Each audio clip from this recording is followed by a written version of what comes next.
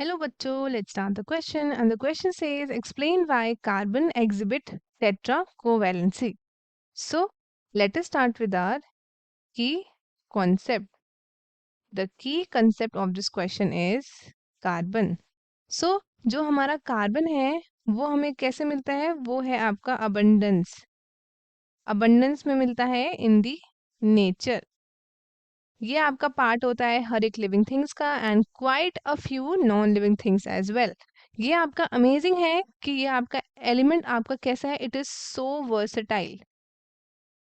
It is so versatile.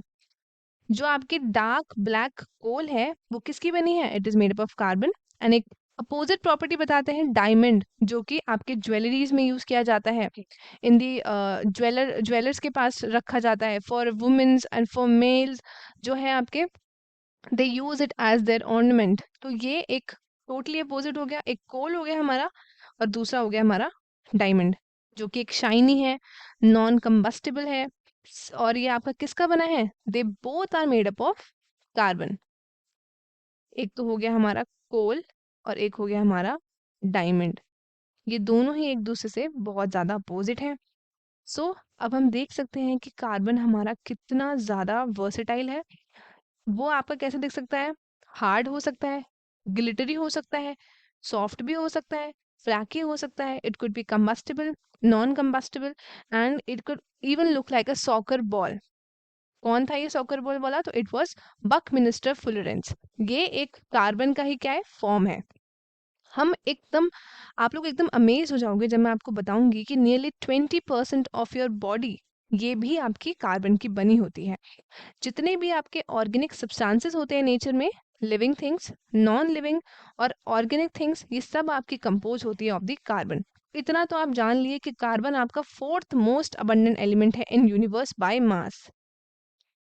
Fourth most आपका abundant element है in universe by mass.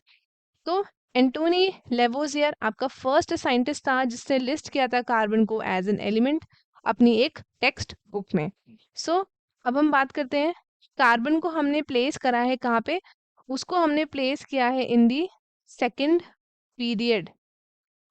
Second period में डाला है एंड उसको डाला है in 14th group of the periodic table. इसको हम रिप्रेजेंट करते हैं एज सी एंड इसका एटॉमिक नंबर है 6. ये पोजेस करता है एक प्रॉपर्टी जिसको हम बोलते हैं tetra valency and then we have catenation. इन प्रॉपर्टीज की वजह से it can make long chain and ring compounds. So अगर हम बात करते हैं उसकी प्रॉपर्टी के बारे में, that is tetra valency. Tetra valency of carbon. So अगर हम इसके बारे में बात करें तो कार्बन आपका पोजेस करता है क्या, it possess atomic number 6. It means आपको जो कार्बन एटम है इसके पास कितने इलेक्ट्रॉन्स है टोटल, इट हैज 6 इलेक्ट्रॉन्स.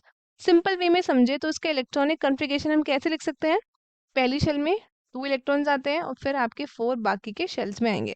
तो it will be 2,4. It means आपके जो 4 इलेक्ट्रॉन्स हैं वो आपके कौन से शेल में प्रेजेंट है. अगर हम ये देखें, ये हमारी शेल है, तो 2 इलेक्ट्रॉन्स आपके यहाँ प्रेजेंट है, एक यहाँ एक यहाँ, और ये 4 इलेक्ट्रॉन्स है ये आपके लास्ट वाले आउटर शेल में प्रेजेंट होते हैं. दैट मीन्स 4 इलेक्ट्रॉन्स आपके आउटर मोस्ट शेल में है. तो कार्बन आपका ओबे करता है ऑक्टेट रूल. कौन सा रूल ओबे करता है, ये ओबे करता है ऑक्टेट रूल.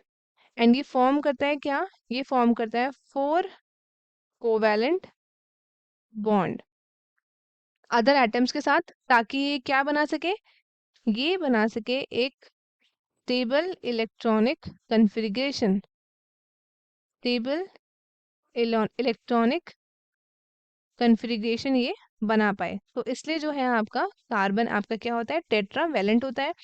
इट मीन्स उसकी वैलेंसी कितनी है कार्बन की, इट इज 4. एंड ये आपका बना सकता है 4 covalent bond with not only other atoms but other carbon atoms as well.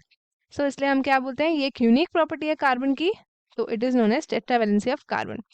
ये एक उसकी यूनिक प्रॉपर्टी है क्योंकि ये फॉर्म करता है वेरी स्ट्रॉन्ग कोवैलेंट बॉन्ड्स जो कार्बन कंपाउंड को एक्सेप्शनली स्टेबल बनाता है नेचर के अंदर। तो students, this is the reason why carbon आपका कैसे एग्जिबिट करता है टेट्रा कोवैलेंसी। तो आई होप आपको क्वेश्चन अच्छे से समझ आया होगा। All the best and thank you.